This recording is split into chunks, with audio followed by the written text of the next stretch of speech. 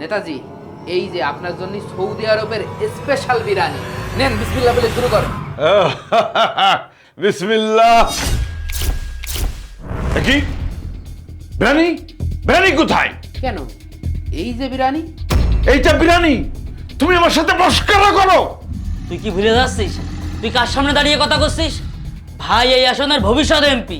কেন নেতাজি, এই খাবারটা খাতি সমস্যা কোথায়? এই খাবারটাও তো সুন্দর করে আগুনে রান্না করা হয়েছে। নেন, মজা করে খেয়ে ফেলেন। তুই কি আমার সাথে ফাইজলামি করিস? এই ইট বালি সিমেন্ট খাওয়া যায়? কেন খাওয়া যাবে না কেন? বছরের পর বছর আপনারা তো এইগুলো খেয়েই বাইসে আছেন। মানে তাহলে শোনেন, তাহলে এখন কি করব? যেখানে যে চাঁদা নিতিস ডবল বাড়িয়ে দে। মনে রাখিস এবার আমার নমিনেশন দিতেই হবে। ঠিক আছে ভাই। ভাই এই দুটো কলামের কাজ তো শেষ, আর এই সপ্তাহের ভিতরে বাকি আর দুটো কলামের কাজ হাত দিতে হবে, বুঝলেন? আমি দেশে আর 3 মাস আছি, 3 মাসের মধ্যেই কাজ কমপ্লিট করতে হবে। এই কলমের কাজটা বন্ধ কর। তুই যে কলমে হাত দিয়েছিস, আমাদের কাছ থেকে দোয়া নিয়েছিস? কে ভাই, আপনি কি কোনো মসজিদের হুজুর নাকি দরবারের পীর সাহেব যে আপনার কাছ থেকে দোয়া নিতে হবে? আরে দোয়া মানে এইটা, বুঝেছিস? এইটা মানে আপনি কি বোঝাতে চাচ্ছেন?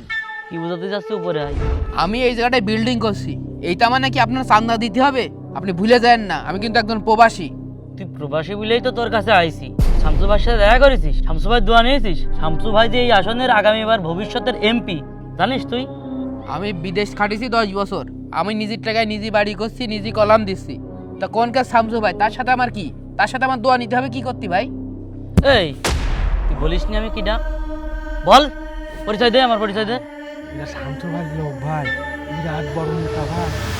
আপনি সে শামসু ভাইয়ের লোক হন আর কামসু ভাইয়ের লোক হন, আমি নিজের টাকায় বাড়ি করছি, 10 বছর সৌদি আরব থাকিছি, নিজেই সৎ পথে হালাল টাকা ইনকাম করেছি, হালাল টাকা দিয়ে হালাল ভাবে কলম গাড়ছি।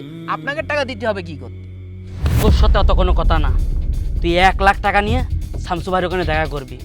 শামসু ভাইয়ের অফিসে আসবি 1 লাখ টাকার বিরিয়ানি নিয়ে। ধর বিরিয়ানি ধর, চল চল।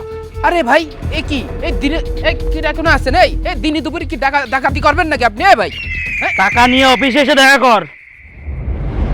এবার বুঝতে পেরেছেন, আমাদের মতন সাধারণ জনগণ আপনাদেরকে লিডার বানায়, নেতা বানায়, যাতে আপনারা দেশের সেবা করতে পারেন, উন্নয়ন করতে পারেন।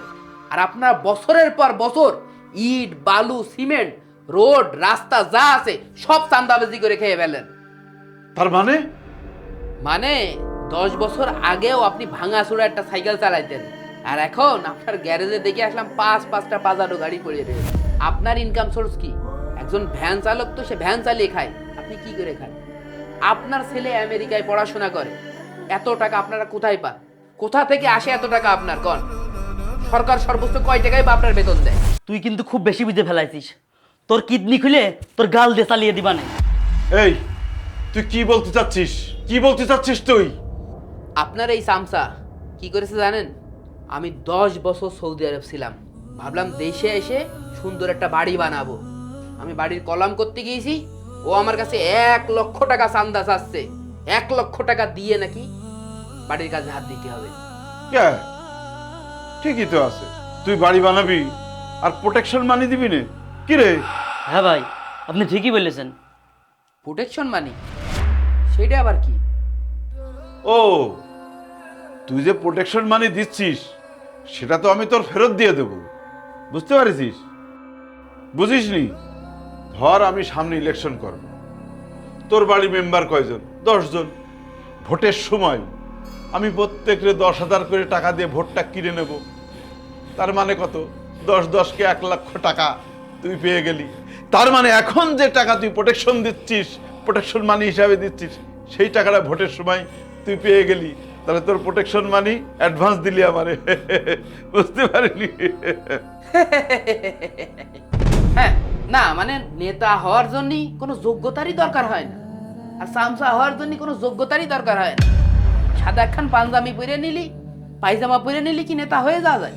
একটা নেতার যে আদর্শ আছে, একটা গুণ আছে, এইটা কি আপনাদের ভিতরে আছে? আপনারা টাকা দিয়ে ভোট কেনছেন না, টাকা দিয়ে জাহান্নামের আগুন কেনছেন। আমি ঠিকই করেছি, আপনাদের ইট বালি সিমেন্ট খাতে দিয়েছি, আপনারা এইটা খাওয়ারই যোগ্য, কারণ আপনারা মরে গেলে তো জাহান্নামের আগুন খাবেন। তার আগে দুনিয়াতে ইট বালি সিমেন্ট খাওয়া প্র্যাকটিস করেন। আমাদের মতো নেতা আছে বলেই এই দেশটা সুরক্ষিত আছে এখনো, বুঝলে? আপনারা আছেন বলেই তো আমরা নিশ্চিন্তে ঘুমাতে পারছি।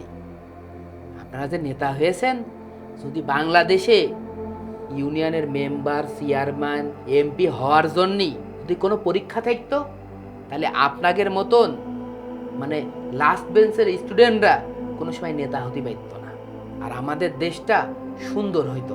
আপনাদের মতন দুর্নীতিবাজ, চাঁদাবাজ, টেন্ডারবাজের হাতে আমাদের শাসন ব্যবস্থা পড়তো না।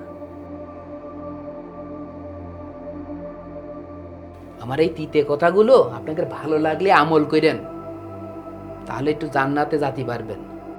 তা না হলে এই যে আপনাদের জন্য ইট বালি সিমেন্ট রেখে গেলাম, এগুলো খাওয়া প্র্যাকটিস করেন, আর আল্লাহর কাছে জবাব দেওয়ার অপেক্ষায় থেকে।